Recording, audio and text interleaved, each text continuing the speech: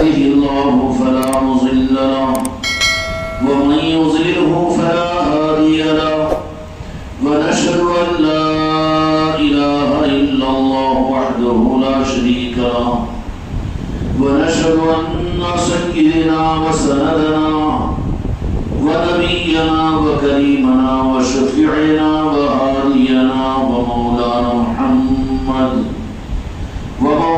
محمدا بارك سلم تسليما كثيرا أما بعد فأعوذ بالله من الشيطان الرجيم بسم الله الرحمن الرحيم وما أرسلناك إلا رحمة للعالمين.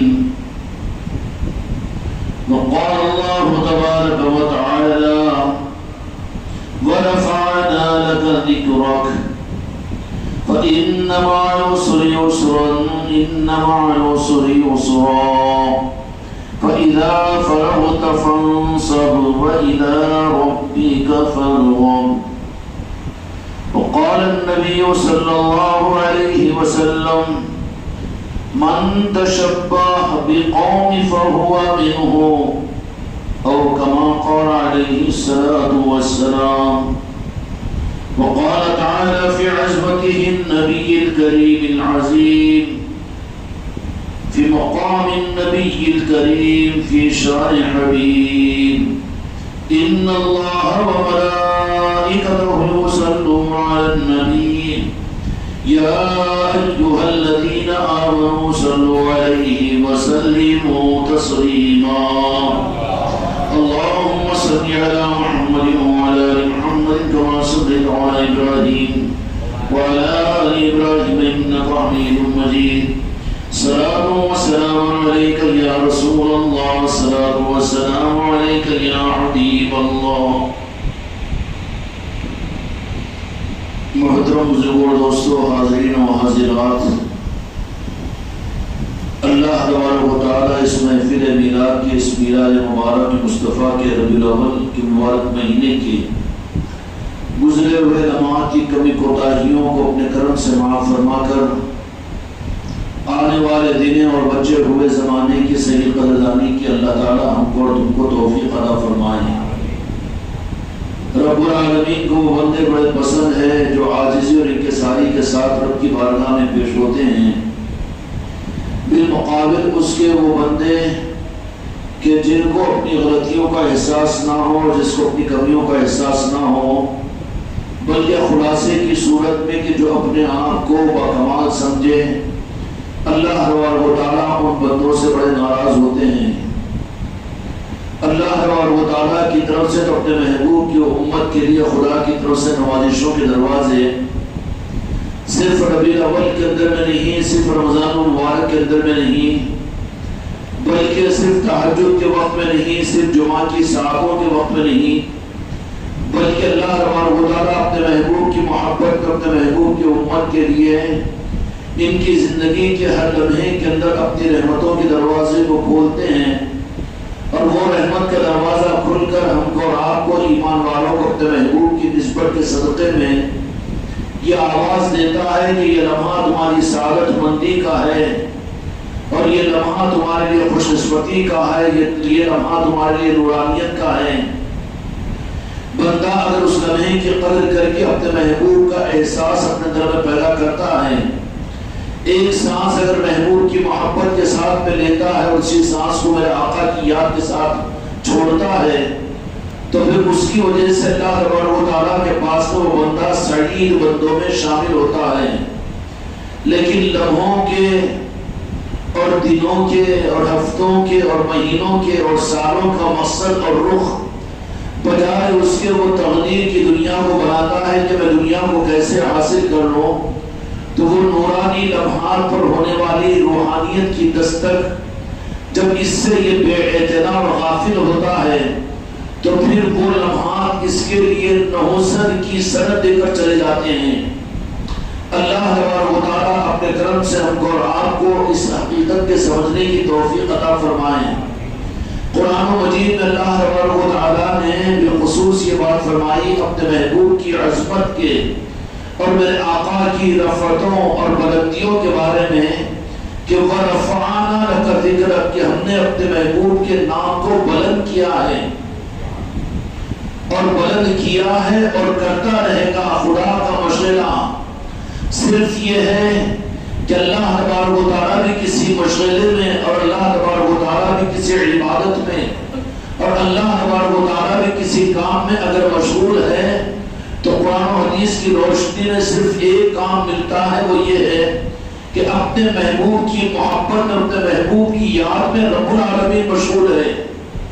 اور پھر رب العالمین کی اپنی خاصیت صرف اپنے محبوب کی یاد نہیں بلکہ اپنے محبوب کے صدقے میں اللہ تبارک و تعالیٰ نے اپنے محبوب کی امت پر یہ نوازش کا معاملہ بھی فرمایا کہ اس عبادت میں اور اس یاد میں اور اس نماز میں جو اللہ تبارک و تعالیٰ جو خود کرتا ہے اس میں اپنے محبوب کے صدقے میں امت کو بھی یہ موقع دے دیا کہ اگر تم اپنی زندگی کی سانسوں میں اپنے زندگی کی لمحات میں اپنے بستروں کے کروٹوں پر اپنے مشغولیت کے ماحول میں اور اپنی زندگی کی مصروفیت میں سب کچھ کے ساتھ میں اگر تم میرے محبوب کی محبت کو لے کر اگر اپنے دن اور رات کو گزارو تو پھر تم وہ نہیں ہیں کہ جن کو میں دنیا میں غافلوں میں شمار فرماؤں گا بلکہ میں تم کو اپنے ساتھ میرے محبوب کی یاد کرنے والوں میں شامل کروں گا.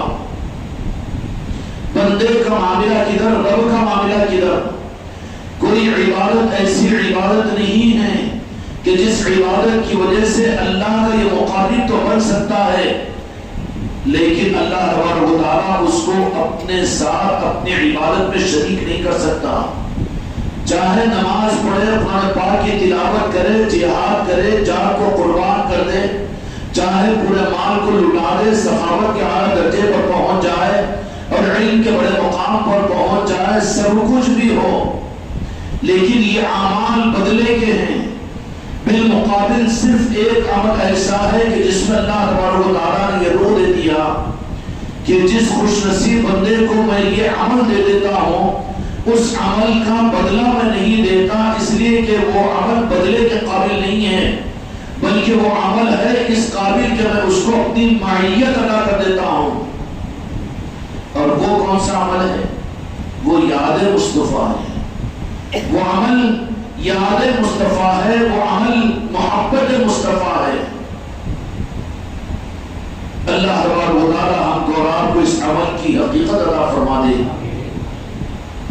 اگر یہ سو بھی رہا ہے، یہ دنیا میں بھی اگر مشغول ہے اور یہ ظاہری طور پر دنیا کے اندر مصروف ترین ہے لیکن اگر محبت رسول اللہ کی نسبت اگر قلب سے جڑی ہوئی ہے اور اس کے ساتھ میں یاد مصطفیٰ کا دھیان اگر اس کی سانسوں میں ہے تو خدا کی قسم اس وقت میں ہونے والے سارے عبادت کرنے والوں سے اعلیٰ عبادت والا وہ ہے.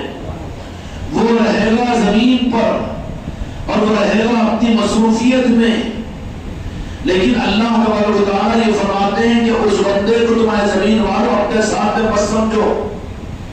نماز پڑھ رہا ہے تو یہ زمین پر زمین والوں کے ساتھ میں نظر آئے گا. کعبۃ اللہ میں نماز پڑھ رہا ہے تو کعبۃ اللہ کا یہ مصلی نظر آئے گا. اور یہ روزہ رکھ رہا ہے تو رمضان کے روزے رکھنے والوں کے ساتھ میں نظر آئے گا.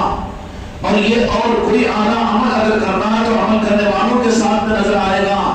اور رب کہے گا کہ ان عملوں کا میں بدلہ دے دوں گا. لیکن ایک عمل ایسا ہے کہ جس کا ظاہری کوئی عمل کوئی حرکت و سکنات نہیں ہوتی لیکن یہ اس کے قلب اور اس کی روح سے اس کا تعلق ہے. اگر وہ عمل کے قابل اگر یہ میری نظر میں بن جاتا ہے تو پھر میں اپنی جانب سے اس کو ایسا بنا دیتا ہوں کہ وہ سو بھی رہا ہوگا لیکن اس کا دل میری محبت میں دھڑک رہا ہوگا. اس کی سانسیں میرے مصطفیٰ کی یاد میں چڑھ رہی ہوگی. اور یہ عبادت کرو جس بندوں کو نصیب ہو جاتا ہے وہ بندے جن کو اللہ تبارک و تعالیٰ نے بندے نہیں کہا بلکہ قرآن مجید میں عباد الرحمن فرمایا کہ وہ بندے اعلیٰ درجے کے بندے ہیں کہ اللہ تبارک و تعالیٰ عام بندوں کو نہیں قرار دیتا بلکہ اللہ فرماتا ہے کہ وہ میرے وہ خاص بندے ہیں جن عباد الرحمان یعنی رحمان کے بندے اللہ تبارک و تعالیٰ کہتا ہے. اور اس سے آگے پھر ان بندوں کی عظمتوں کو بیان کرنے کے لیے اللہ تبارک و تعالیٰ نے بہت آگے بڑھ کر یہ بات فرما دی کہ ان بندوں کو تم اپنی بندوں کی طرف سے مت سمجھو، بلکہ میں رب ہوں اور وہ بندے ہیں. یہ اپنی جگہ حق ہے، لیکن میں رب اور میں خدا ہونے کے باوجود وہ بندے جن کو میں یہ عبادت نصیب کر دیا ہوں.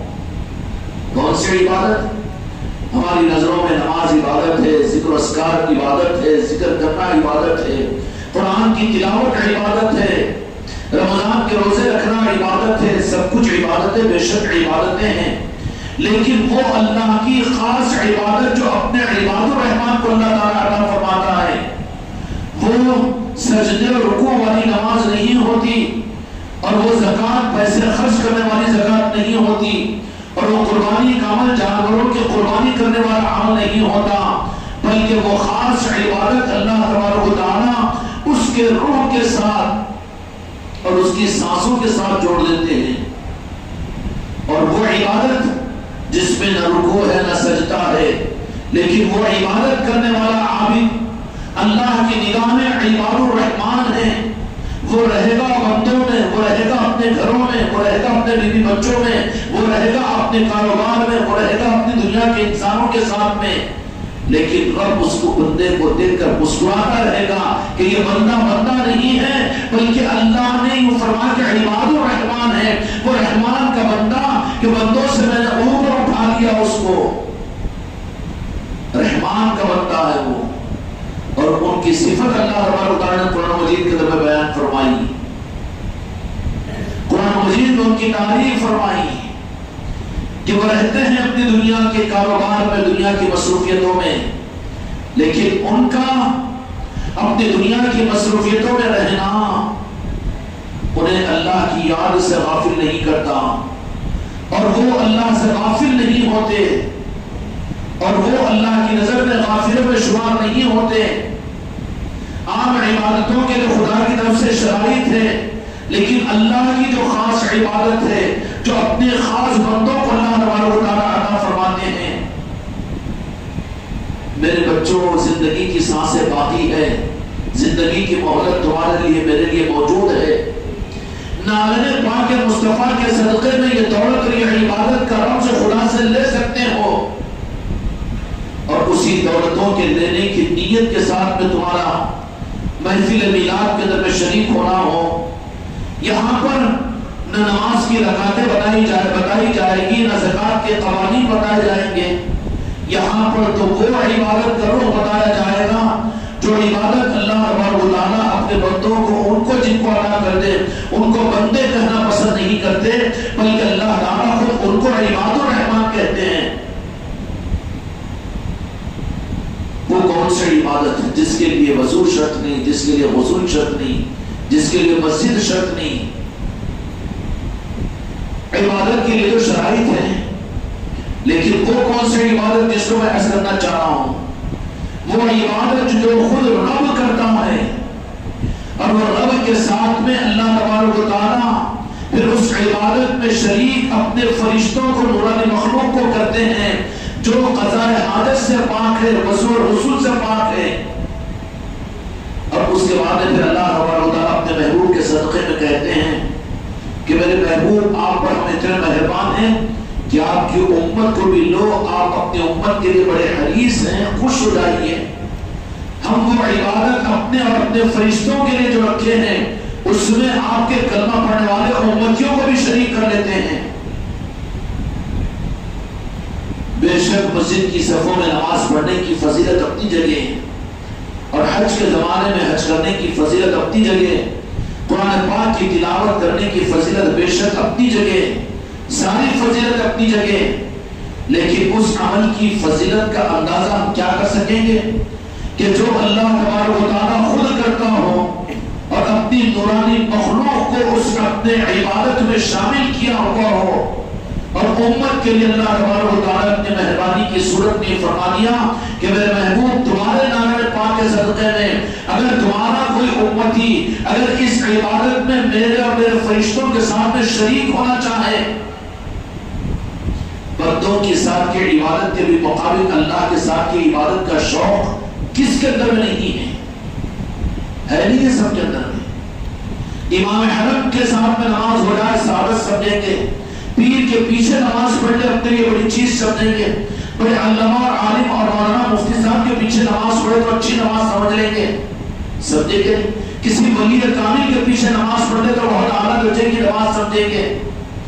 لیکن وہ عبادت جس میں خدا کی معیت اور خدا اپنے ساتھ شریک کرتا ہے، اور دوسرا رخ معلوم ہے، خدا اپنے ساتھ میں کسی کو شریک کرنے کو شرک کہتا ہے جو خدا پسند نہیں کرتا، لیکن خدا کی اس محبت کا رخ ہی عجیب ہے اپنے محبوب کے ساتھ کہ اپنے ساتھ میں شریک کر لیتا ہے۔ میرے آقا کے نائن پاک کے صدقے میں آقا کی امت کو اور تم کو اور مجھ کو جو بھی وہ عبادت اگر معلوم ہوگی، اور وہ عبادت ہے جس کے لیے کوئی شرط، کوئی وقت کی قید، کوئی اور شرط ضرورت نہیں ہے، بلکہ اس عبادت میں 24 گھنٹے اور گھنٹے کا ہر منٹ اور منٹ کا ہر سیکنڈ ہم شامل رہ سکتے ہیں۔ اگر بتا دوں تو شریک ہوں گے، اور میں بتانے والا کون؟ نہ میں رب ہوں، نہ اللہ کا بڑا برگزیدہ بندہ ہونے کی دعویٰ کر سکتا ہوں، لیکن قرآن مجید میں اللہ تبارک و تعالیٰ نے فرما دیا، قرآن مجید میں اللہ تبارک و تعالیٰ نے فرمایا، سمجھ میں آ رہی ہے بات؟ اگر یہ بات سمجھ میں آ جائے گی تو محفل میلاد کے اہتمام کے لیے پیروں سے نہیں سر کے بل کر چل کر آئیں گے، درود سلام کی محفلوں کو اپنے گھروں میں ناشتے کے دسترخوان سے زیادہ اہتمام کے ساتھ بچھانے کی کوشش کرو گے، اور یہ سعادت اللہ تبارک و تعالیٰ نے نبی پاک کے صدقے میں وابستگان خانقاہ محمدی کے بچوں کو بھی عطا کی، بچیوں کو بھی عطا کی، کہ ربیع الاول میلاد مصطفیٰ کے پہلی تاریخ سے چاند کے نظر آنے کے بعد سے روزانہ عصر کی نماز کے بعد میں درود پاک کا دستر ہر مرید کے گھر پر بچھ رہا ہے۔ یہ کون سی عبادت ہے؟ وہ عبادت ہے جس میں اللہ تبارک و تعالیٰ نے اپنے محبوب کی محبت کے، اپنی امت سے محبت کے دروازوں کو کھول کر ایک عبادت اور ایک عمل عطا فرما دیا ہے۔ ان اللہ وملائکتہ یصلون علی النبی، ان اللہ میں اور میرے فرشتے، ان اللہ میں وملائکتہ یصلون علی النبی۔ اب تو بخیل کا بچہ اس آیت کے پڑھنے پر بھی درود جلیبی خیسر کا کرتا ہے، بابا سے بارہ درود شریف پڑھ۔ امام شافعی رحمۃ اللہ علیہ پڑھتے ہیں کہ درود پاک کی آیت کے پڑھنے کے بعد میں اگر آواز سے درود نہ پڑھے تو بخیل میں شمار ہوگا، بخیل جنت کی خوشبو نہیں سونگھ سکے گا۔ زور سے آواز سے صلاۃ السلام کے پڑھنے پر تو ڈرتا ہی ہے بزدل یزیدی، اس کی توفیق نہیں ہوتی، لیکن اللہ کہہ رہا ہے کہ پڑھو درود پاک، اور یہ مکے کی طرح سے درود پاک کے پڑھنے کے لیے رک جاتا ہے۔ درود پاک یہ صالحین کی پہچان ہے، نیک بندوں کی پہچان ہے۔ درود پاک کی کثرت چہرے پر نور کو لاتی ہے، قبر کے اندھیرے کو دور کرتی ہے، میدان محشر میں شفاعت کا حق دلاتی ہے۔ درود پاک کی کثرت انبیاء کی سنت ہے، درود پاک کی کثرت میرے آقا کی شناخت اور پہچان کا ذریعہ ہے۔ اس درود پاک سے امت محروم ہوگی۔ اچھا، اس درود پاک کو بھی پڑھتا ہے تو لالچی تاجر اس کو یہ بتا دیے ہیں کہ ایک درود پاک پڑھو تو 30 گناہ معاف ہوتے ہیں، 30 نیکیاں دی جاتی ہے، 30 درجات بلند کیے جاتے ہیں۔ یہاں بھی تجارت کی چکر، یہاں بھی اس کے لیے درود پاک پڑھے جائیں۔ یہ بدلے والا تاجر ہے یہ خدا کے ساتھ میں اور میرے آقا کے ساتھ میں تجارت کا معاملہ نہیں، روا نہیں ہے اللہ تعالیٰ کو۔ وہ بدلا تو مسلمانوں کو بتایا کہ تم مومن بن جاؤ، اور مومن کا درود پاک برکت کے لیے یا فضیلت کے لیے نہیں ہوتا، بلکہ مومن کا درود پاک تو اس کے دل کی دھڑکنیں ہوتی ہے۔ کیا ہوتی ہے؟ تصویر لے کے بیٹھ جا رہا ہے، درود پاک کے چنچے ہیں، ایک پڑھا 3 ڈھکا رہا، پھر ادھر ادھر دیکھ رہا ہے، وہی نا اتنی دیر کی، اتنا بڑا کپا کی۔ ارے کپے جب قبر میں کپا بنا کر ڈال دیا جائے گا اس وقت کیا ہوگا؟ یہی تو درود کام آئے گا تجھے۔ کام نہیں آئے گی، کان کھول کر سن لو، پہلے قبر کے اندر سب سے پہلے تم کو میرے مصطفیٰ کا دیدار کام آئے گا، وہ درود کے ذریعے سے ہوگا۔ نماز قیامت میں جاہل نہیں ہوں، علم کی روشنی میں بات کر رہا ہوں، امت کو سنا دیا گیا، استھما دے دیا گیا ہے، امت کو سن کر دیا گیا ہے۔ نمازوں کی فضیلت، عبادتوں کی فضیلت، وہ نماز کا حساب تو قیامت میں ہوگا، نماز پڑھا کہ نہیں پڑھا، زکات دیا کہ نہیں دیا، علم پر عمل کیا کہ نہیں کیا، یہ تو سب قیامت میں ہوگا۔ قیامت پہلے کہ قبر پہلے؟ قبر کا جو کام بنے گا وہ تو درود سے بنے گا، میرے آقا کے عشق سے بنے گا، میرے مصطفیٰ کی پہچان سے بنے گا۔ اور جو یہیں پر فیل ہو جائے، خدا کی قسم قدم قدم پر ٹھوکر کھائے گا۔ یہ قیامت کے میدان میں ظالموں جابروں کے در شمار ہوگا، کافروں کے در شمار ہوگا۔ خدا غضب سے اس کی طرف میں دیکھے گا، رحم کی نگاہ بھی اس کے اوپر نہیں ڈالے گا۔ جو قبر کے اندر میں فیل ہو کر آ جائے، کتنا اہم مسئلہ ہے نہیں ہے؟ قبر کا جو مسئلہ ہوگا وہ نماز پر حل نہیں ہوگا، کان کھول کر سن لو، قبر کا مسئلہ نماز کا حساب نہیں ہوگا، بلکہ وہاں پر درود کام آئے گا، تم کو میرے آقا کی محبت کام آئے گی۔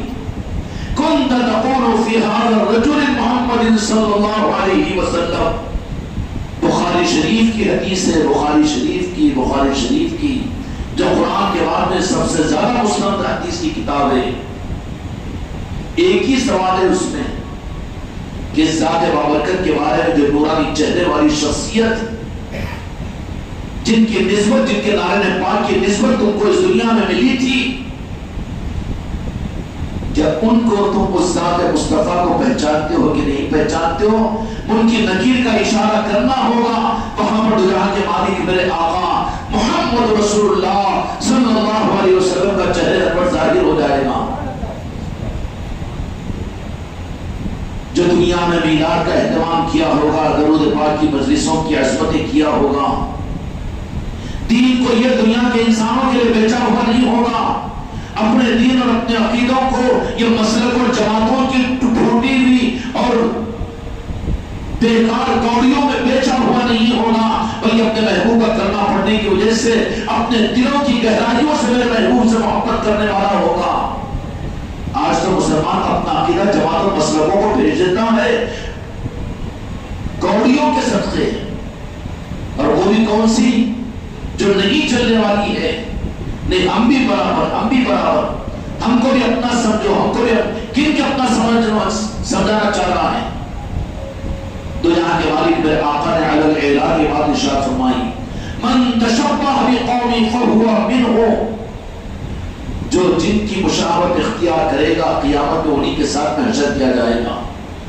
مشابہت میں ہٹا دیے جائیں گے، کاٹ دیے جائیں گے۔ یہاں پر چھپ کر آتا تھا، چھپ کر نکل جاتا تھا، دیکھ کر آتا تھا، اندیکھی کر کر نکل جاتا تھا، تو نے یہیں پر صحبت کو اختیار نہیں کیا۔ من تشبہ بقوم فہو منہم، کہ جو جن کی سنگتوں کو اختیار کیا ہوگا، جن کی صحبتوں کو اختیار کیا ہوگا، یہی نہیں، یہ تو حدیث پاک ہے۔ قرآن مجید میں اللہ تبارک و تعالی نے حکم دیا، کونوا مع الصادقین یا ایھا الذین آمنوا اتقوا اللہ کونوا مع الصادقین، کہ میں اللہ ہو کر کہہ رہا ہوں کہ اے ایمان والو، ڈرو تو مجھ سے، میرے محبوب سے۔ اگر ان کی باتوں پر اتنا اعتماد اور یقین نہیں کرتے، نعوذ باللہ، تو میں تو رب ہوں، جہنم کو بنایا ہوا ہوں، میں جہنم میں ڈالنے والا ہوں۔ ڈرو مجھ سے، ڈرو دنیا کے مسلک والوں سے نہیں، جماعت سے نہیں، پیر سے نہیں، استاد سے نہیں، علم والے سے نہیں، عمل والے سے نہیں، بلکہ ڈرو مجھ سے۔ یا ایھا الذین آمنوا اتقوا اللہ کونوا مع الصادقین، قرآن مجید کی آیت ہے۔ ڈرو مجھ سے، ڈرو مسلک و جماعت سے نہیں، سسرال سے، سسرے سے نہیں، بدعقیدوں سے نہیں، اور چھوٹے اور بڑوں سے نہیں، بلکہ ڈرو کس سے؟ مجھ سے ڈرو۔ کیا انداز تخاطب ہے اللہ تبارک و تعالیٰ کا؟ آج ڈر کس سے رہا ہے؟ میرا سارا نہیں مانتا نا، میرا سسرا نہیں نا، میرا بیٹا وہاں چلے گیا نا، میری بیٹی کو ہو گئی نا، میرے داماد کا مسئلہ یہ نا۔ کس سے ڈر رہا ہے؟ بزدل کے بچے۔ کیوں اتنا بزدل بن کر دنیا میں جی رہا ہے؟ اللہ تعالیٰ قرآن مجید کے اندر فرما رہا ہے، قرآن پاک کی آیت ہے، یا ایھا الذین آمنوا اتقوا اللہ، اے ایمان والو ڈرو مجھ سے۔ پھر کون سی بات فرما رہا ہے؟ کونوا مع الصادقین، سچوں کے ساتھ ہو جاؤ۔ کس کے ساتھ؟ سچوں کے ساتھ۔ سچے کی سند، اب میں تو بہت اچھل کے بول دوں گا سچا میں ہوں دنیا میں، آپ بھی بول دو گے کہ مجھ سے زیادہ کوئی سچا نہیں، اور ہر ایک کہے گا جو جتنا جھوٹا ہوگا وہ اپنے آپ کو اتنا سچا کہے گا، اور اس کو اگر جھوٹا بولے تو ماننے کو تیار تو دور کی بات ہے، بلکہ لڑنے کو آ جائے گا وہ کہ ہم ہی حق پر ہیں، ہماری جماعت حق پر ہے، اور ہماری قول اصل ہے، اور یہی اصل ہے۔ لیکن سچے کون ہیں؟ قرآن مجید سے پوچھیں، قرآن مجید سے پوچھنا ہے سچے کون ہیں، اچھے کون ہیں، جن کو اللہ سچے اور اچھے کہا، اور سچے اور اچھے ہونے پر خدا نے انعام یافتہ نے بنا دیا۔ بسم اللہ الرحمن الرحیم، انعم اللہ من النبیین والصدیقین والشہداء والصالحین۔ خانقاہ محمدی تو 10 سال ہو رہا ہے، سلطان امین غریب نواز کا نظام، اور یہ چرا چل کر تو 800 سال ہندوستان میں پیران غوث اعظم کا نظام بھی دنیا کو منور کر رہا ہے، پنجتن پاک کا نظام بھی ہے اپنی جگہ، تو یہاں کے مالک میرے آقا کا نظام ہے 1500 برس سے۔ لیکن رب العالمین نے یہ بات فرما دی کہ سچے اور اچھے ہماری نظر میں ہے تو قرآن پر اگر عقیدہ ہے، اور بار بار قرآن کی میں دیا ہوں، یہاں پر تو یا تو ایمان ہوگا کفر ہوگا، یہاں نرم پالیسی لے کو لپیٹ نہیں چلے گی، یہاں پر پل صراط نہیں ہے۔ میں قرآن کا حوالہ دے رہا ہوں، قرآن کا ماننے والا مسلمان، نہ ماننے والا اپنا فیصلہ خود کر لے۔ اب سچے اور اچھے بندے ہیں کون؟ کہ اللہ تبارک و تعالیٰ نے فرمایا کہ یا ایھا الذین آمنوا اتقوا اللہ، یا ایھا الذین آمنوا اتقوا اللہ کونوا مع الصادقین، کہ مجھ سے ڈرو۔ معلوم تھا بات میں، بیٹا ہو کر باپ سے ڈرے گا، باپ بیٹے سے ڈرے گا، بیوی شوہر سے ڈرے گی، شوہر بیوی سے ڈرے گا، سسرال سے سسرال والا ڈرے گا، پڑوسی سے ڈرے گا، مسجد سے ڈرے گا، مسلک سے ڈرے گا، جماعت سے ڈرے گا، بھائیوں سے ڈرے گا، بریلویوں سے ڈرے گا۔ یہ ڈر تھا تو اللہ نے کہا کہ ہٹاؤ ڈر کو، ڈرو میرے بندے تو مجھ سے۔ یا ایھا الذین آمنوا اتقوا اللہ، کس سے ڈریں گے جی؟ اللہ سے ڈرنا چاہیے کہ غیر اللہ سے؟ اور جو اللہ سے نہ ڈرے غیر اللہ سے ڈرے، ان کا ٹھکانہ تو معلوم ہے نا۔ اب اللہ سے ڈرو، اللہ نے پہلے انسٹرکشن دے دیا ڈرو مجھ سے کسی سے نہیں، نہ پیر سے، نہ ان سے، نہ کثرت والوں سے، نہ عقلیت والوں سے، نہ کموں سے، نہ زیادوں سے، بلکہ پہلے تم ڈرنے والوں مجھ سے بنو۔ اپنے اندر میں ہمت اور اپنے اندر میں وہ جرأت اور وہ مردانگی پیدا کرو کہ نہیں ہم صرف اللہ سے ڈرنے والے ہیں، ہم اللہ سے ڈرنے والے ہیں۔ یا ایھا الذین آمنوا اتقوا اللہ، اللہ سے ڈرو۔ ڈرایا اللہ تبارک و تعالیٰ سے، کیوں؟ کہ ان سے ان سے ڈرنا تو آدمی کو گمراہی پر لے جائے گا، حق کو جان کر یہ قبول نہیں کریں گے۔ یہ اہتمام تھا تو اللہ تبارک و تعالیٰ نے پہلے فرمایا کہ ڈرو مجھ سے، جو مجھ سے ڈرنے والا ہے وہ کسی سے نہیں ڈرتا۔ پہلے ایمان لاؤ، اللہ سے ڈرنے والے کہ غیر اللہ سے ڈرنے والے، نیبو پانی سے ڈرنے والے، جادوگروں سے، ٹونوں سے ڈرنے والے، بدعقیدوں سے ڈرنے والے، مسلک و جماعت سے ڈرنے والے، یہ ڈر کو نکالو، اللہ کے ڈر کو لاؤ، یہ ایمان کا تقاضا ہے۔ آمنت باللہ، لانا ایمان، اللہ سے ڈرنا ہے، کسی سے نہیں، اللہ سے ڈرنا، تو تقاضا پورا ہوگا۔ یا ایھا الذین آمنوا اتقوا اللہ، ادھر دیکھو وہ ادھر نہیں، نیچے نہیں، ادھر آمنوا اتقوا اللہ، اللہ سے ڈرو۔ جب ایمان آ جائے گا ڈر سب کا نکل جائے گا۔ کہیں میں بے عزت ہو جاتا کہ ہمارا تو چار کھاتے نہیں ملتے کی، کیا ہے یہ کہ شادی نہیں ہوئی تو بچی نہیں دیتے کی، یا نہیں تو بچیاں ہیں تو رشتے نہیں آتے کی، یہ تو سبھی کافروں کا ڈر نہیں ہے۔ ارے غیر مسلم جب ایمان قبول کرتا ہے تو خاندان کو تھوک دیتا ہے، یہ مسلمان کے بچے کو ابھی مسلمانوں کا ڈر اور خوف، یہ منافقت نہیں ہے۔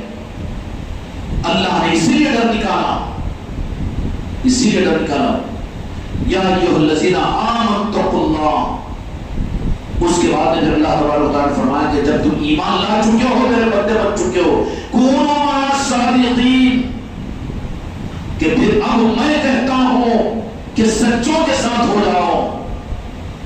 کس کے ساتھ ہو جاؤ؟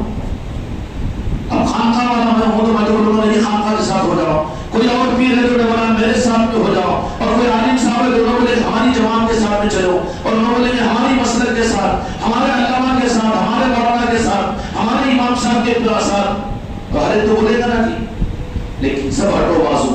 اب اللہ سے پوچھیں گے، اللہ کے بندے ڈرتے ہیں اللہ سے، کسی سے نہیں ڈرتے ہم، چاہے جان چلی جائے لیکن ڈر ہوگا تو صرف رب کا ہوگا۔ اب اللہ سے پوچھیں گے کہ یا اللہ تیرے سے ہم ڈر چکے ہیں، ہم اسلام لا چکے ہیں، تو اب بتا ہم کیا کرنا۔ کونوا مع الصادقین، کہ اب میرے تم بندے بن چکے ہو تو سب سے پہلی پہچان یہ ہوگی کہ تم سچوں کے ساتھ ہو جاؤ گے۔ کیا ہو جاؤ گے؟ دھر دھر کبھی ادھر کبھی ادھر کبھی ادھر کبھی نہیں، وہ بھی دیکھنا پڑتا، یہ بھی دیکھنا پڑتا، وہ بھی سوچنا، یہ بھی، تو سچا بنا ہی نہیں ہے۔ کیوں؟ سچوں کے ساتھ ہو جاؤ۔ اللہ سے جو سچا ہے، ڈرنے والا، اس کی پہچان یہ ہے کہ وہ اللہ ہی سے ڈرنے والا ہے، تو اس کی پہچان یہ ہوگی کہ وہ سچوں کے ساتھ میں ہوگا، کیونکہ اللہ نے کہا کہ یا ایھا الذین آمنوا اتقوا اللہ کونوا مع الصادقین، کہ پھر میں تم کو اپنے ڈرنے والے بندوں کو، اپنے سچے بندوں کے ساتھ دیکھنا چاہتا ہوں۔ اگر تمہاری جرأت اور تمہارا ایمان تم کو سچوں کے ساتھ میں اگر جوڑ دیا تو تم یقیناً مجھ سے ڈرنے والے ہو۔ اگر تم سچوں کے ساتھ دینے والے نہیں ہو، میلاد کی محفلوں میں جانے میں آگے اور پیچھے ہوتے ہو، کروانے میں سوچتے ہو، لوگوں کی رعایت کرتے ہو، تو تم جھوٹے ہو، سچے نہیں ہو، اس لیے سچوں کے ساتھ میں نہیں رہ سکتے۔ اللہ کاٹ دیتا ہے راستے کو، پھر جاؤ جھوٹوں کے ساتھ میں، گھومو گلی گلی، کیوں کہ تم سچوں کے ساتھ میں نہیں رہ سکتے۔ اب یہ دعویٰ اور یہ حماقت کہ اللہ تو بتا کہ سچے کون ہیں، اللہ سے پوچھنا، لیکن دعویٰ تو ہر ایک کرے گا، ہر جماعت کہے گی کہ سچی اور اچھی جماعت ہماری ہے، اچھی جماعت، پھر قرآن کی سند دو، پھر قرآن سے ہونا نہ سند، تو پھر کسی جماعت کو راز قرآن کی سند مل سکتی کیا؟ اب یہاں پر نام لے لو تو عیب نہیں ہوگا نا۔ تبلیغ سند ہے کہ مولانا الیاس صاحب تھے، نعوذ باللہ نبی تو نہیں تھے نا، تو پھر قرآن سے تو سند نہیں ہے، تبلیغ کے اوپر اللہ نجات کرے گا۔ جماعت اسلامی ہے، اہل حدیث ہے، بریلوی ہے، اسی طریقے سے اور جماعتیں بھی ہیں 100-150 سال کے اندر میں، ان کے لیے سند قرآن سے تو نہیں ہے۔ کیا اللہ تبارک و تعالیٰ سچے لوگوں کی سند کیا قرآن مجید میں بھی تمہیں بتایا؟ ذالک الکتاب لا ریب فیہ ھدی للمتقین، کہ یہ چھپی ہوئی کتاب نہیں ہے بلکہ کھلی ہوئی کتاب ہے۔ دل کھول کر ایمان کی نظر سے دیکھو تو اس میں ہر حق تمہیں قرآن میں مل جائے گا۔ پھر سچے کون ہیں؟ سچے اور اچھے وہ لوگ ہیں جن کو ہم نے انعام یافتہ بنا دیا، ہم نے ان کا بدلہ ان کو ادا کر دیا۔ اور وہ کون ہے سچے؟ انعم اللہ من النبیین والصدیقین والشہداء والصالحین، من النبیین والصدیقین والشہداء، من التبلیغ، من الجماعت اسلامی، من اہل حدیث، من یہ امام، وہ مولانا، وہ پیر صاحب، وہ مفتی صاحب، یہ بریلوی، وہ دیوبند، کہیں بھی نہیں ہے نا، قرآن کا ثبوت ہی نہیں ہے۔ مگر خدا کی قسم ثبوت ہے تو من الصالحین قرآن پاک کا ثبوت ہے۔ اس کے باوجود بھی ڈر، تو یہ ہمارے نفاق کی پہچان ہے، یہ ہماری نامردانگی کی پہچان ہے، ہمارے حق پر نہ ہونے کی دلیل ہے، حق پر نہ ہونے کی دلیل ہے۔ کیوں کہ سچوں کی پہچان یہ ہوگی کہ وہ سچوں کے ساتھ میں ہوگا، اور سچے کون؟ قرآن پاک کے مطابق میں سچے صالحین اور اولیاء ہیں۔ اچھا جھوٹوں کو سچے پسند نہیں آتے ہے نا، جھوٹوں کو سچے پسند نہیں آتے، انہیں اتنا سفرہ نکالتا کہ جھوٹ پن کو چھپانے کے لیے اس کو جھوٹا ثابت کرنے کی کوشش کرتا، اور سچوں کی پہچان میں کہ کسی کو جھوٹا نہیں کہتے، وہ دوسروں کو جھوٹا نہیں کہتے، سچوں کی پہچان۔ اس لیے اولیاء اکرام یہ وہ سچے ہیں قرآن پاک کے مطابق میں کہ جن کی پہچان اور جن کی سچائی کی صداقت قرآن مجید نے دیا، تو ہمارے اور تمہارے لیے 15ویں صدی کے اندر میں لے دے کے قرآن کا راستہ صداقت کا خدا کی قسم سے اولیاء کا ہے۔ سمجھ میں آ گئی؟ اولیاء کا ہے قرآن پاک کے مطابق میں۔ گڑبڑ تو نہیں کر رہا نا تفسیر میں؟ تو لوگوں کو سمجھ میں آ رہا ہے کہ نہیں؟ یا میں دو چار آیتیں ادھر ادھر کی پڑھ لے کے روک کسنے کو ایک آیت ہے اور دوسرا پھوس تو نہیں جما رہا گڑبڑ کر کے؟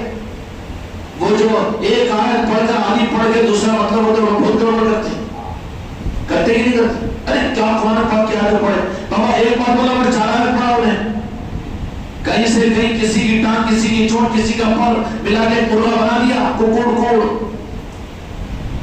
جہاں پر معاملہ سچائی کا ہوتا ہے وہاں پر اولیاء کا نظام ہوتا ہے۔ اب قرآن پاک کے مطابق میں اللہ تعالیٰ نے فرمایا کہ جو میرے مجھ سے ڈرنے والے بندے ہیں، یا ایھا الذین آمنوا اتقوا اللہ کونوا مع الصادقین، تم سچوں کے ساتھ ہو جاؤ۔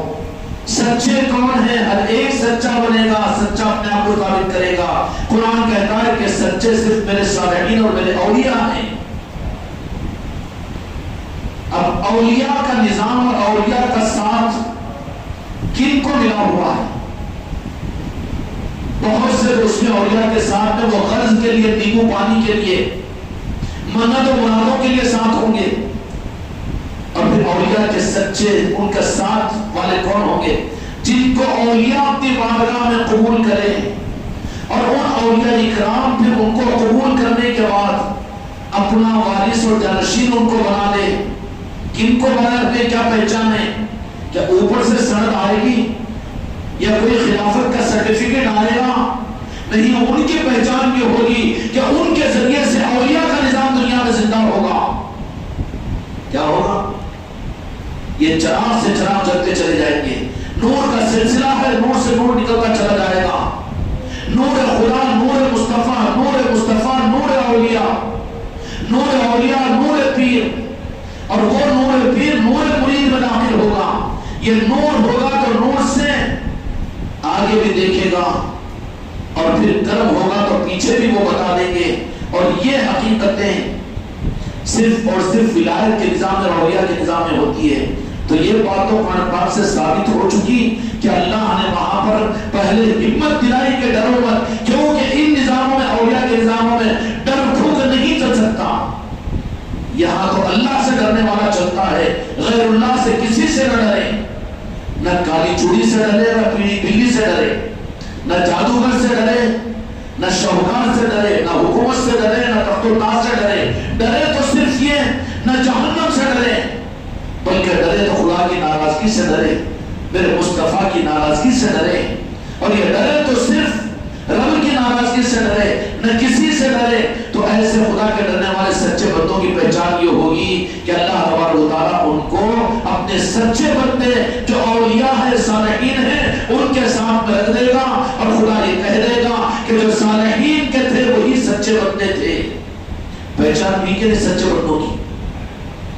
اب جو اولیاء کے نظاموں کے ساتھ میں ہیں، اب سوال پھر باقی رہ جاتا ہے کہ یہ کون سی سند کے غوث و خواجہ کے یہ سچے غلام ہیں، سچے جانشین ہیں، تو ان کی پہچان کیا ہوگی؟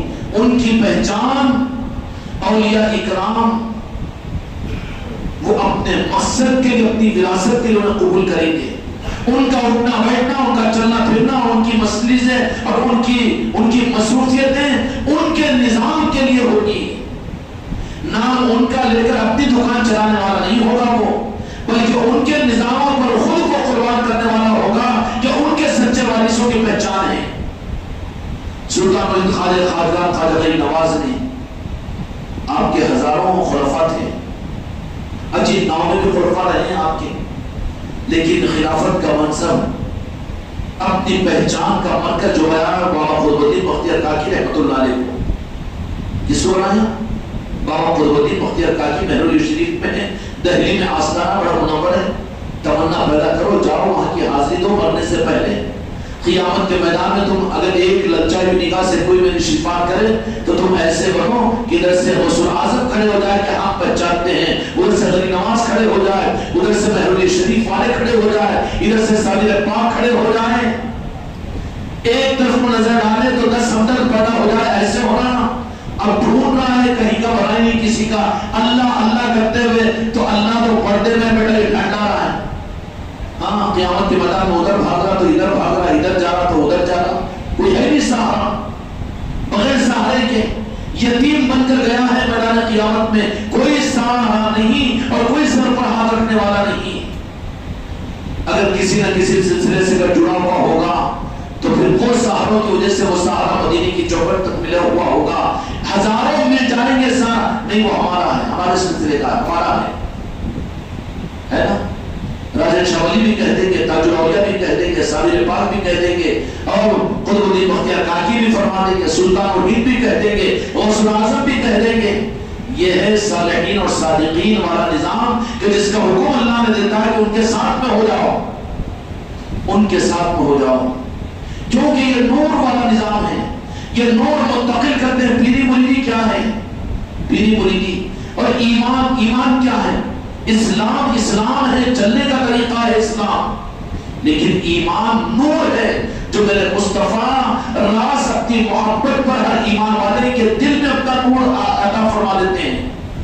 اس لیے حدیث میں میرے آقا نے یہ بات بھی ارشاد فرمائی کہ مومن میرے نور سے ہوتا ہے، میرے قلب سے ہوتا ہے۔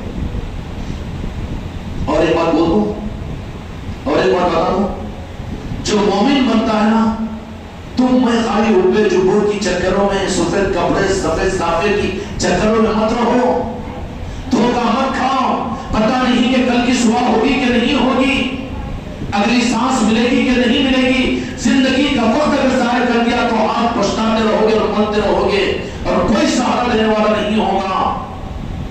میرے آقا نے فرمایا کہ جو اس مسلمان ایمان پر آ جاتا ہے اور وہ میری بارگاہ میں قبول ہو جاتا ہے تو میں اس کے قلب کے اندر میں اپنی محبت کا ایک ذرہ نور کی صورت میں داخل کر دیتا ہوں، اور اس نور کی صورت میں سب سے پہلے اس کی پہچان یہ ہوگی کہ میں اس کو اپنا دیدار عطا کر دیتا ہوں۔ کیا کر دیتا ہوں؟ اب سب دیکھنے کے واسطے تو خواہش ہے، مگر میرے مصطفیٰ کا دیدار کرنے کی خواہش ہی نہیں تو بیٹا نامرد اولاد کہاں سے ہوگی؟ بنائی نہیں نہ قابل، پہلے اولاد ہے ہمارے باپ بنے گا نا، وہ نہیں اپنے کہاں کا کہیں ہوتا اچھا نہیں ہوتا، نہیں ہوتا۔ کرنے والا کہہ رہا ہے کہ میں دوں گا، اور میرے مصطفیٰ کہہ رہے ہیں کہ اپنے ایمان کا نور جب نورانی نسبت کے ساتھ میں کوئی مجھ سے جڑ جاتا ہے اور میں اس کو اپنے محبت کا جرسواں اور محبت کی خیرات ذرے کی صورت بنا کرتا ہوں، کوئی مومن اس دنیا کے اندر میں اس وقت تک نہیں مرے گا جب تک میرے مصطفیٰ اپنی زیارت اس کو ادا نہ کر دے۔ اب جن کو حاصل بھی خوش نصیب بندے ہیں، یہ کوئی اجارے داری کی بات نہیں ہے، لیکن کرم ہے میرے غریب نواز کا کہ وابستگان خانقاہ محمدی کے اندر میں دسوں صفوں کی تعداد میں ہے جن کو دو جہاں کے مالک میرے آقا نے اپنے دیدار کی سعادت عطا فرمائی، بلکہ آدمی نہیں بلکہ میری بچے میری مریدان بھی ایسے کہ جن کو دو جہاں کے مالک اپنی زیارت عطا فرمائی۔ یہ کوئی حماقت کی چیز نہیں ہے، لیکن تحدیث نعمت میں ہے۔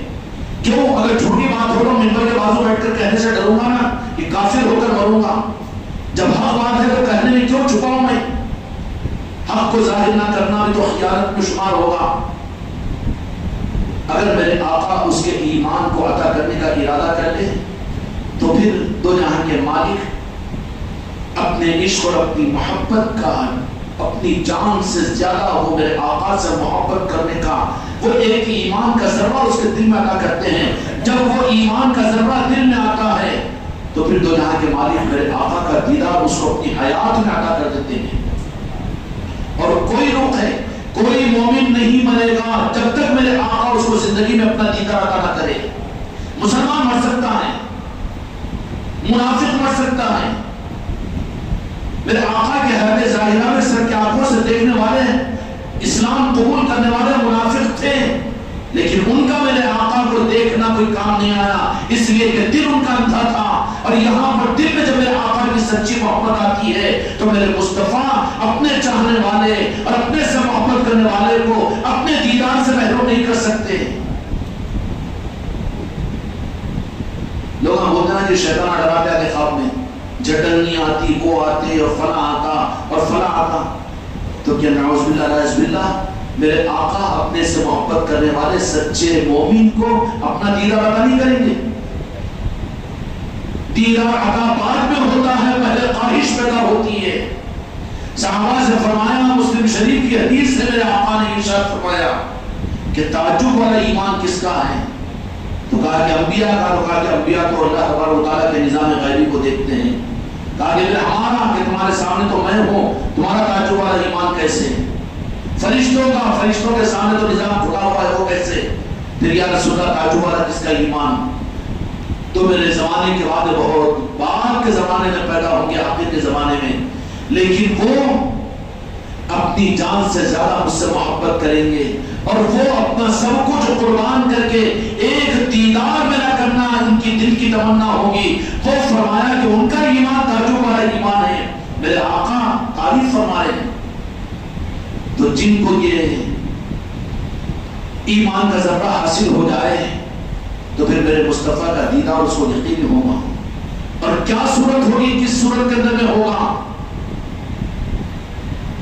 میرے بچوں، یہ تو بہت دیدار کی بات، زیارت کی بات ہے، لیکن ان کے عاشقوں کو تو دو جہان کے مالک، ان درجے کے بزرگوں کو، جیسے میں تم کو دیکھ رہا ہوں تو مجھے دیکھ رہے ہیں، میرے آقا اپنی دیدار نہیں اپنی ملاقات کروا دیتے ہیں۔ یہ سب کچھ حقیقت ہے، اس راستے کی ساری تلقیات یقینی ہے قرآن و حدیث کے مطابق میں۔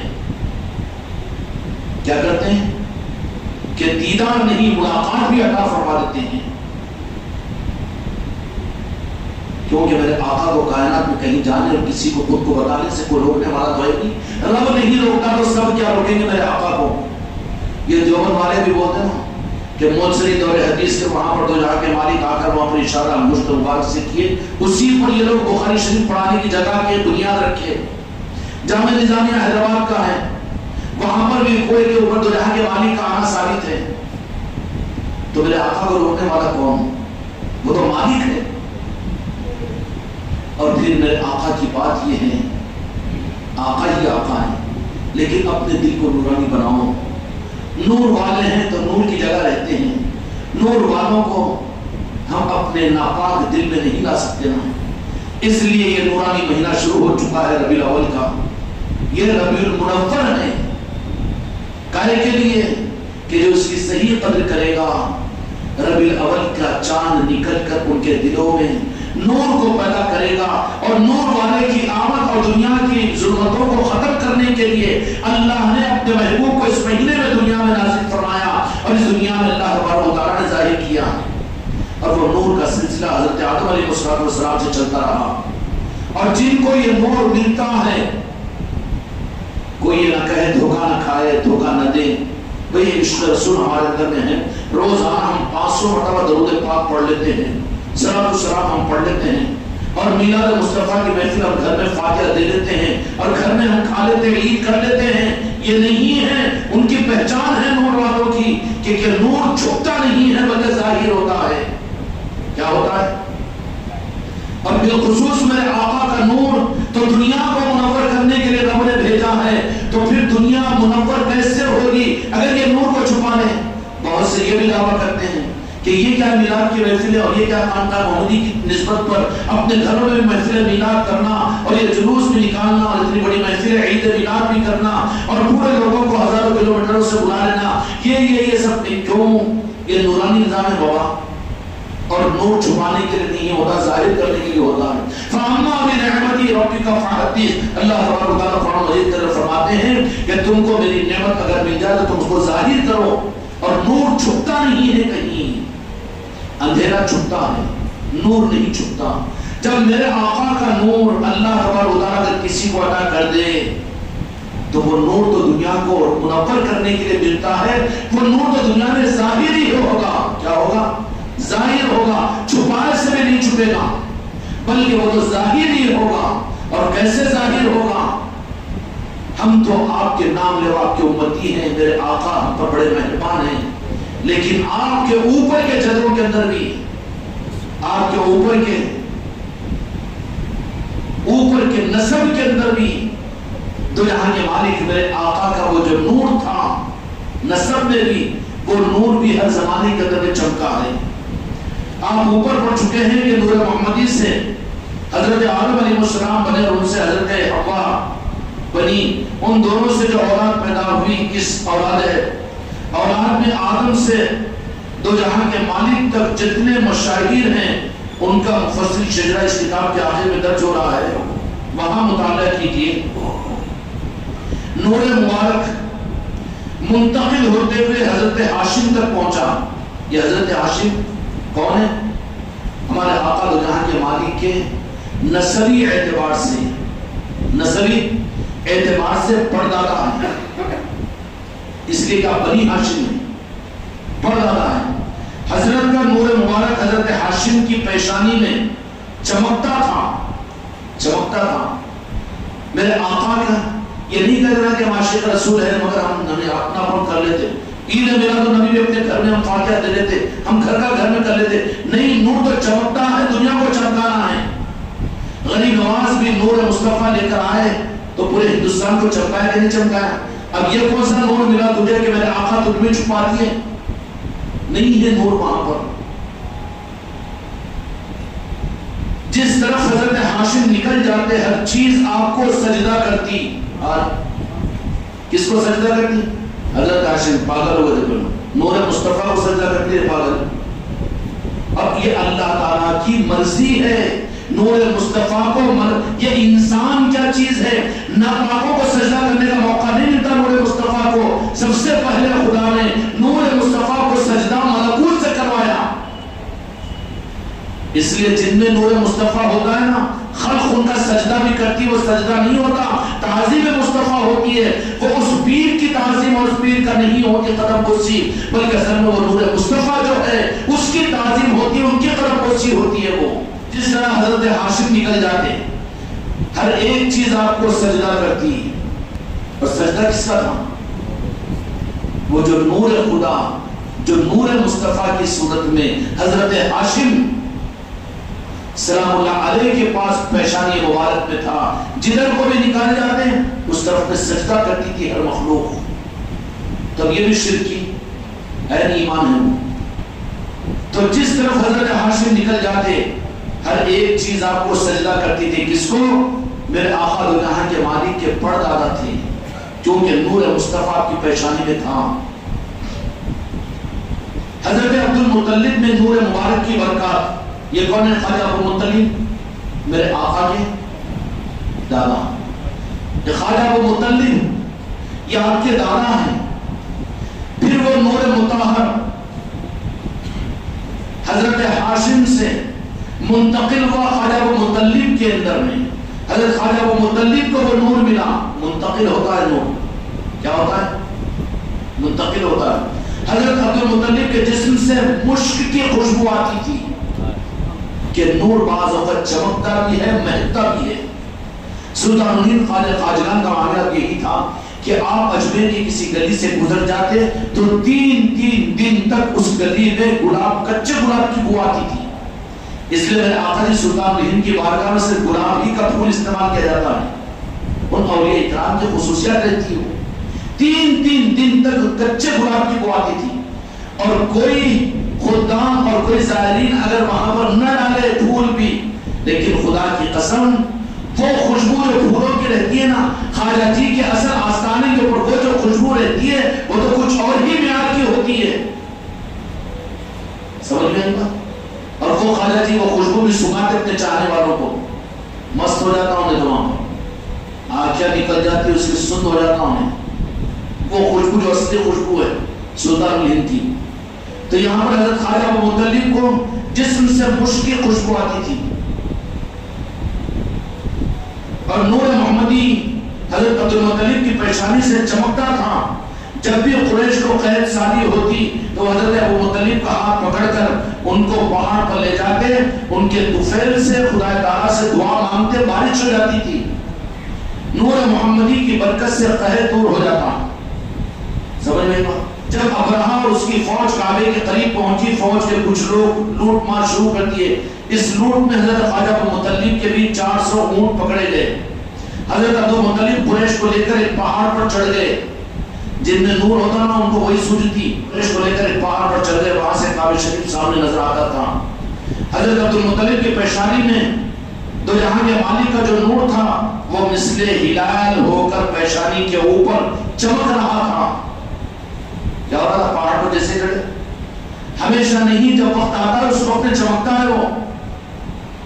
یہ بھی نور محمدی کی الگ الگ زیبائیاں رہتی ہے, الگ الگ پہچان ہوتی ہے.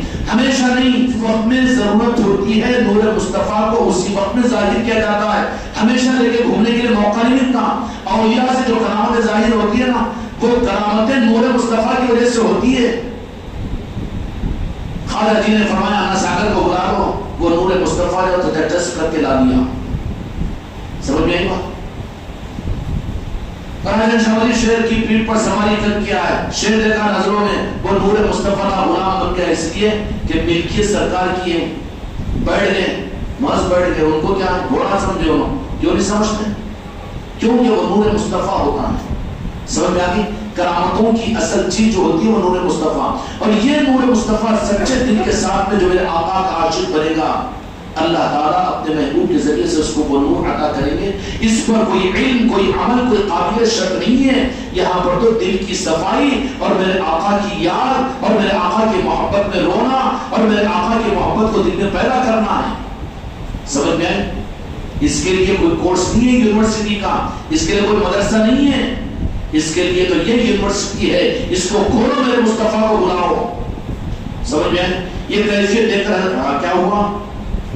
جو نور تھا وہ مثل ہلال کے, مثل ہلال کو تو چاند کی طرح سے پیشانی کے اوپر چمک رہا تھا.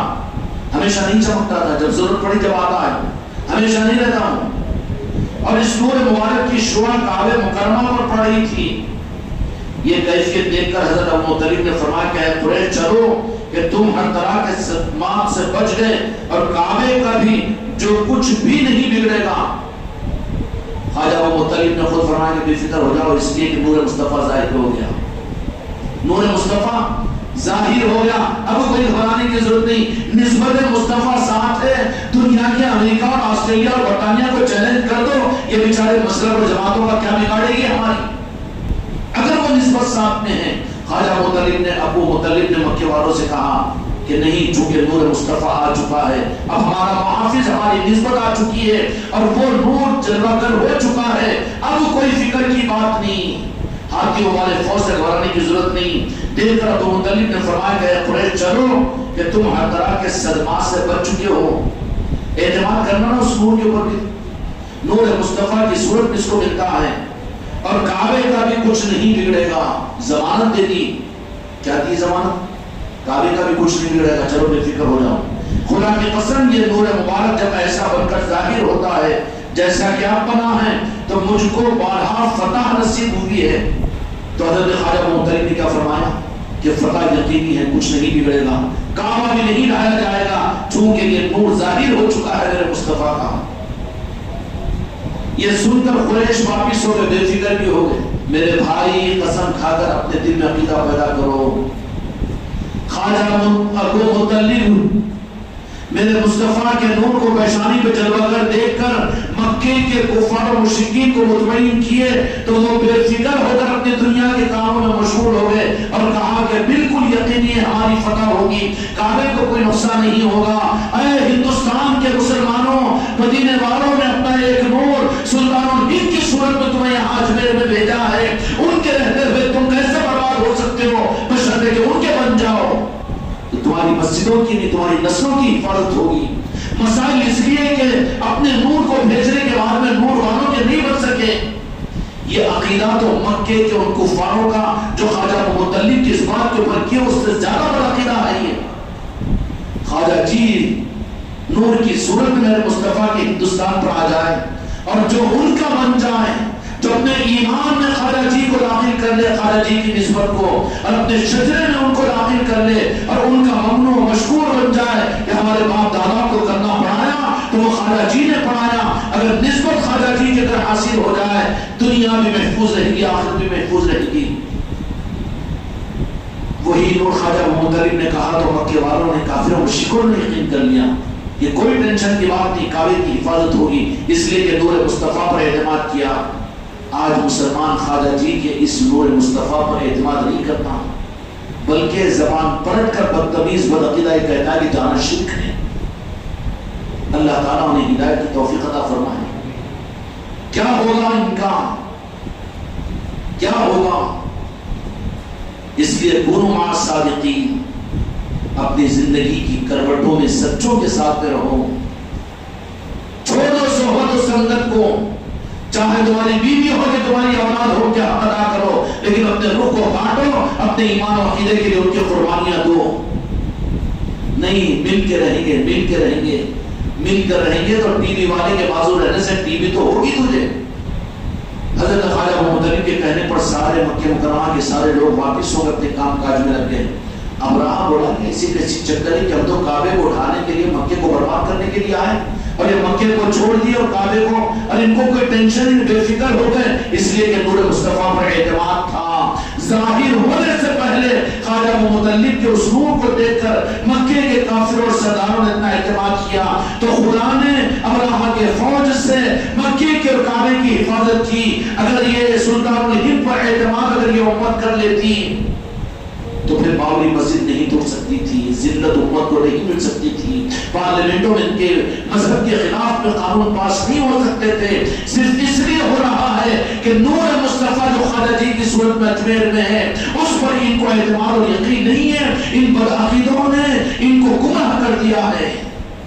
اس لیے ضرورت ہے اگر تمہارے دلوں کے اندر کسی مسلمان کی ہمدردی ہے تو اس کو اولیاء کی چوکھٹوں سے جوڑو، سچوں کے ساتھ کے راستے پر لگاؤ اور اولیاء کی محبتوں کے راستے پر ڈالو۔ تم ظالم ہیں اگر تم اپنے بیوی کو اس راستے پر نہیں لگا رہے ہو، اور تم ظالم اور کمینے ہیں اگر تم اپنی اولاد کو اس راستے پر نہیں لگا رہے ہو، اور تم ظالم ہیں اگر اپنے پڑوسی کو اس راستے کی رہبری نہیں کر رہے ہو، اور اس ظلم کا احساس یا نہیں ہوگا۔ خبر میں جب تمہاری اولادوں کے ہاتھوں سے اس 3 فٹ کے گڑھے میں نیچے ڈال دیے جاؤ گے اور وہاں پر ان کی نکیر آ کر عذاب کا سامان وہاں پر کریں گے، اس وقت میں چیخو گے، تمہاری چیخ کو مشرق والے سنیں گے اور مغرب والے سنیں گے کہ کیوں اعتماد نہیں کیا تھا۔ میرے مصطفیٰ فرمائیں گے کہ میرا نور تھا خواجہ جی کے اندر میں نے اپنے شہزادے کو بھیجا تھا، زندگی میں ہر جگہ گرائی ہے، نوکری گئی تو حیدرآباد کے 4 چکر مارا، ممبئی کا بازار دیکھنے کے لیے وہاں چلا گیا، اور اوٹی کو بنگلور کو چلا گیا۔ شرم نہیں آتی کہ تجھے میں خواجہ جی کے آستانے پر تجھ کو اپنے بچوں کے ساتھ میں جانا نصیب نہیں ہوا؟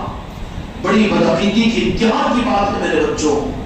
کون ہے خواجہ جی کی ذات؟ نور مصطفیٰ ہے جو اجمیر میں میرے مصطفیٰ نے بھیجا، اور وہ نور جا کر وہاں پر دیکھو تو پنجتن پاک کا نور بھی نظر آئے گا، وہاں پر غوث الاعظم کا نور بھی نظر آئے گا، وہاں پر مدینے کا نور بھی نظر آئے گا۔ آئے گا کہ نہیں آئے گا؟ اور وہ نور والے جو ہوں گے وہ محافظ ہوں گے دنیا اور آخرت کے، اور تمہاری دنیا اور آخرت کی ضمانت ان کے ماننے، ان کے ساتھ رہنے اور ان کی محبتوں کے اندر تم کو تمہاری نسلوں کی حفاظت کا انتظام ہوگا۔ سمجھ میں آئے گا؟ یہ کیفیت دیتا حضرت محمد علی نے فرمایا کہ اے قریش چلو، تم ہر طرح کے صدمات سے بچ گئے اور کعبے کا بھی کچھ نہیں بگڑے گا۔ خدا کی قسم یہ نور محمدی جب ایسا بن کر ظاہر ہوتا ہے جیسا کہ اب بنا ہے تو مجھ کو بار بار فتح حاصل ہوئی ہے۔ یہ سن کر قریش واپس ہو گئے اور اپنے کاموں میں لگ گئے۔ نور کو سفر کرنے کے لیے بس کی ضرورت نہیں، ٹرین کی ضرورت نہیں، پلین کی ضرورت نہیں ہے۔ نور تو خود اپنی شعاع کے ساتھ میں کہیں بھی پہنچ سکتا ہے۔ تو مدینے کا نور اجمیر میں غریب نواز کی صورت میں پہنچا تو پھر وہ نور مصطفیٰ اگر ہے تو کیا خدا کی قسم غریب نواز کا نور عادل آباد کے خاندان محمدی میں نہیں پہنچ سکتا؟ تمہارے گھر تک نہیں پہنچ سکتا؟ جن جن گھروں کے اندر میرے بچوں کی خاندان محمدی ہے، غریب نواز کا نور وہاں بھی پہنچتا ہے، ان کی بشارتوں میں پہنچتا ہے، ان کے گھر میں پہنچتا ہے اور ان کے گھروں کی مجلسوں میں پہنچتا ہے۔ کیوں کیونکہ نور کو کوئی روک نہیں سکتا. نور ہے وہ غریب نواز کی ذات، نور مصطفیٰ ہے. ابرہہ ایک شخص کو سفیر بنا کر ابو مطلب کے پاس بھیجا اور اپنے سفیر سے کہا کہ حضرت ابو مطلب اور دیگر سرداروں نے قریش سے کہو کہ میں کعبہ گرانے کے لیے آیا ہوں، تم سے لڑنا میرا مقصد نہیں ہے. جب سفیر حضرت ابو مطلب کے پاس پہنچا اور حضرت ابو مطلب کے چہرے مبارک پر اس سفیر کی نظر پڑی، حضرت کی پیشانی پر جو نور مبارک تھا، اس نور پر نظر پڑتے ہی وہ سفیر کون تھا؟ ایمبیسڈر ٹوپ ہو کے گر گیا. کیا ہو گیا؟ ان کو جھک گئی. کیوں ہو گیا؟ بات نرم پڑ گئی. پیچھے تو بہت بول رہے تھے اور سامنے تو کچھ بھی نہیں، زبان ہی بند ہو گئی. نہیں، ان کے سامنے گیا تو زبان ہی بند ہو جاتی. بولے وہ خدا کی قسم قاضی قاجلان کی نسبت کے نور کی کرامت ہوتی ہے، کسی اور کی کرامت نہیں ہوتی. وہ سفیر گرا اور بے ہوش ہو گیا. اس سے ایسی آواز آنے لگی جیسے ذبح کی ہوئی گائے سے آتی ہے. بہت دیر کے بعد وہ سفیر ہوش میں آیا. ہوش میں آتے ہی اس نور مبارک کے سامنے سجدے میں گر پڑا. ارے بابا، گر کے بے ہوش ہونے سے پہلے سجدہ کر لینا پھر اچھا رہتا نا. جانا راجہ شاہ ولی کے پاس میں اب تک کے جو پرانا سجدہ شرک پوری معافی ہوتی جا کے وہاں پر عقیدے کے ساتھ ایک بار سجدہ کر لیا. اور حضرت ابو مطلب سے عرض کیا کہ بے شک آپ قریش کے سردار ہیں. یہ کہہ کر سفیر واپس ہو گیا. حضرت ابو مطلب ابرہہ کے پاس تشریف لے گئے. ابرہہ حضرت کی آمد پاک کی اطلاع پا کر حضرت عبد المطلب کو اپنے دربار میں بلایا. ساتھ ہی ساتھ اس سفید ہاتھی کو جب طلب کیا جو کعبے گرانے کے لیے لایا تھا. ہاتھی طلب کرنے سے مقصد یہ تھا کہ ایک قسم کا روب حضرت عبد المطلب پر پڑے. تو حضرت عبد المطلب اور آپ کی پیشانی کے نور مبارک پر نظر پڑی. نظر پڑنا ہی تھا کہ وہ ہاتھ اس نور مبارک کے سامنے تھا اور وہ گر گیا. میرے آقا کو اوپر نے سجدہ کیا کہ نہیں کیا؟ ابھی مسلمان کو سجدے میں ارے کدھر کا ہے بابا تو؟ جب اونٹوں نے سجدہ کیا، کنکریوں نے سجدہ کیا، ہرنوں نے سجدہ کیا، کتنا بدنصیب ہے کہ میرے آقا کے نور کو تو سجدہ کرنے کے لیے تیار نہیں. آقا کا نور غریب نواز میں نہیں تو کیا ہے؟ پھر اولیاء کا نور آقا کا نور نہیں ہوتا تو کیا ہوتا نا. اس لیے جو نور والا ہے نا اس کو دیری سے لگتی، زٹ ڈول کے پڑ جاتا ہوں پر انہیں سوچتے رہتا کوئی تو تجھ سے دیکھ رہے تو نہیں. حالانکہ اس ہاتھی کی کسی کو سجدہ کرنے کی عادت نہ تھی. ابرہہ کو بھی نہیں کرتا تھا. انہیں متکبر تھا، سفید ہاتھی تھا، متبرک. ابرہہ کے پاس میں سفید ہاتھی، اس کو سجدہ کرنے نہیں دیتا نہیں. لیکن یہاں پر دیکھا تو نور کے سامنے جھکنا ہی جھکنا ہے اس کو. ارے اتنے بڑے ہاتھی دونوں بھی جھک کے ملتے، کیسا نہیں ملتے؟ ہاتھی بھی گر جاتا، گر نہیں پڑتا وہاں پر. اس کے بعد وہ ہاتھی فصیح زبان میں بولنا بھی شروع کر دیا. ہاتھی انکار نہیں کر سکتے نا. ہاں، عبداللہ شاہ صاحب محدث دکن کی کتاب ہے، محدث سے نو. ہاں، اے ابو مطلب جو نور آپ کی پشت مبارک میں ہے اور جو نور آپ کی پیشانی میں چمک رہا ہے، اس نور مبارک پر میرا سلام ہو. سلام پڑھیں گے کہ نہیں پڑھیں گے؟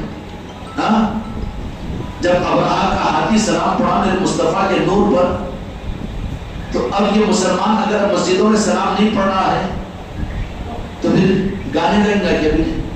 اور یہ سب کچھ کیا کیا؟ وہ اونٹ کا مزاج نہیں تھا، لیکن کہا اس نے کہ اے ابو مطلب جو نور آپ کی پشت مبارک میں ہے، وہ جو نور آپ کی پیشانی پر چمک رہا ہے، کس کو سجدہ کر رہا ہے؟ یہ کس کو بول رہا ہے؟ اونٹ میرے آقا کے ابھی دادا مبارک کو فرما رہا ہے، کہا رہا ہے.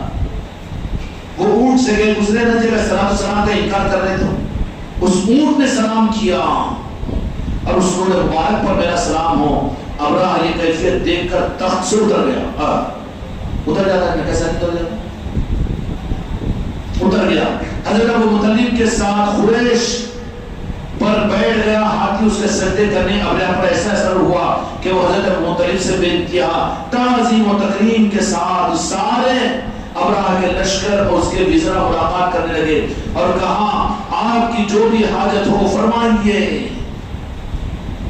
حضرت ابو طالب نے فرمایا کہ آپ کے لوگ میرے اونٹ پکڑ کر لائے ہیں، وہ واپس کر دو۔ ابراہ نے تعجب سے کہا کہ آپ اپنے اونٹوں کو مطالبہ فرما رہے، کعبے کو بچانے سے متعلق ہم سے کچھ نہیں کہتے، حالانکہ کعبہ ہی سے آپ کی عزت ہے، یہ تو بڑے حیرت میں ڈالنے والی بات ہے۔ حضرت عبد المطلب نے فرمایا یہ اونٹ میرے ہیں، مجھے ان کی فکر ہے، کعبہ جس کا گھر ہے وہ خود کعبے کو بچا لے گا۔ ارے خانقاہ محمدی والے بابری مسجد بازیابی کی ریالش نہیں نکالتے اور پولیٹیکل نظاموں سے ان کو تعلق ہی نہیں، دنیا میں امت کے مسائل پر کوئی دھیان ہی دیتے، کئی کو جن کی امت انہوں ہے نا موجود، ہمارا کام جن کی امت ہے ان کی امت بنانا ہے، بچا لیں گے وہ، سنبھال لیں گے وہ، تم اپنوں پہ اٹکا کر تو امت کو برباد کر رہے دنیا میں۔ کیا کہا ابو مطلب نے جن کا گھر ہے وہ بچا لے گا، مجھے کیا ٹینشن کی بات ہے۔ ابراہ نے حضرت مطلب کے سپورٹ واپس کر دیے، حضرت ابو مطلب واپس آ گئے اور کعبے کا پردہ پکڑ کر دعا کرنے لگے، عدو اس بیت کا دشمن تیرا، کون ہے تیرے سوا امیدگار، لے بچا ان سے حرف اپنا الہ، اپنی بستی کو بچا ان سے یا خدا۔ مضمون دعا دیتا رہا کہ ابو طالب موحد اور خدا پرست تھے، مضمون یہ اطلاع دے رہا ہے۔ اب انہوں کہیں گے سفید کپڑے پہن کے سفید نمبر بتانے والے، حضور کے دادا ایمان لائے کی حضرت خواجہ ابو طالب مسلمان تھے کہ نعوذ باللہ، جن کے صدقے میں تجھے اسلام ملا، ان کے آبا و اجداد کے بارے میں تو شک کر رہا ہے، تیرا کیا بھلا ہوگا اس میں؟ ورنہ بتوں کی سفارش لاتے ہیں، اللہ کی سفارش کرے نا تو پھر یہ مسلمان نہیں، ایمان ان کے ختموں کی خیرات ہے۔ اس لیے میرے آقا کے چچا ابو طالب، حضرت خواجہ ابو طالب، بنو ہاشم، بنو عدی، ان لوگوں کے بارے میں کبھی عقیدہ خراب نہیں کرنا۔ یہ لوگ چھیڑ چھیڑ کر کہتے ہیں کہ حضرت خواجہ ابو طالب کو بھی ایمان نہیں لایا، نعوذ باللہ، نہیں، ایمان لائے نہیں، ایمان انہوں نے ہم کو دیا ہے۔ کیا دیا ہے؟ ایمان دیا ہے۔ وہ کس قدر قوت قلب و صدق سے کہا کہ تیرے سوا میں کسی سے امید نہیں رکھتا۔ حضرت ابو مطلب کے دلی دعا کا اثر یہ دیکھو کہ کعبہ جس کا ہے وہ کعبے کو کس طرح سے بچایا، اور اس کو بھی دیکھو کہ ابراہ فوجوں اور ہاتھیوں کو لیے ہوئے تیاری میں تھا کہ اب جائیں اور کعبہ گرا دیں۔ کیا دیکھتا ہے کہ پرندوں کی ایک ٹکڑی اڑتی ہے، ان کے پنجوں اور چونچ میں کنکریاں تھے، اللہ تعالیٰ کے حکم سے ان پرندوں جانوروں نے وہ کنکریاں ابراہ اس کے لشکر پہ پھینک کے بیت المقدس کو 72 حکومتیں، بڑے بڑے فوجیں، سپاہ، تیاریوں کے باوجود امریکہ خود تعجب کرتا ہے کہ پاکستان کے پاس میں ایٹمی طاقت ہے، بٹ تیری طاقت کہاں سے مٹھ چھنکنے کے برابر نہیں ہو سکتی۔ وہاں جو فتح ہوگا وہ تو غلام مصطفیٰ فتح کریں گے، امام مہدی فتح کریں گے۔ کون کریں گے؟ امام مہدی اور آل رسول فتح کریں گے۔ اور کس سے فتح کریں گے؟ توپ اور تلواروں کی ضرورت نہیں ہوگی، وہ کام لینے پر آئے گا تو نور مصطفیٰ کنکریوں سے فتح کر دیں گے۔ اللہ تبارک و تعالیٰ نور مصطفیٰ کی سمجھنے کی حقیقت ہم کو آپ کو عطا فرمائے۔ اگر یہ چیز سمجھ لیں میرے بچوں، یہیں پر آج بات کو ختم کرتا ہوں، لیکن نور مصطفیٰ اس پر کسی کی دعوے داری نہیں ہے اور کسی کی، اور یہ بہت مہنگی چیز نہیں ہے، بلکہ اپنے دل کو کھول کر میرے مصطفیٰ کی محبت اپنے دل میں پیدا کرو تو دو جہان کے مالک کو اگر کرم آ جائے گا، رحم آ جائے گا، تو پھر اپنی محبت کا ایک ذرہ تمہارے ہمارے دل میں ادا کر دیں گے، تو پھر مومن بنو گے اور وہ نور تمہارے رگوں میں، تمہارے خون کے اندر میں، اور اس کی پہچان یہ ہوگی کہ سب سے پہلے تو تم کو جھوٹوں سے نکال کر سچوں میں پہنچا دے گا۔ اللہ تبارک و تعالیٰ ہم کو اور آپ کو اپنے محبوب کی نام پاک کی خیرات عطا فرمائے۔ وحق لا الہ الا اللہ۔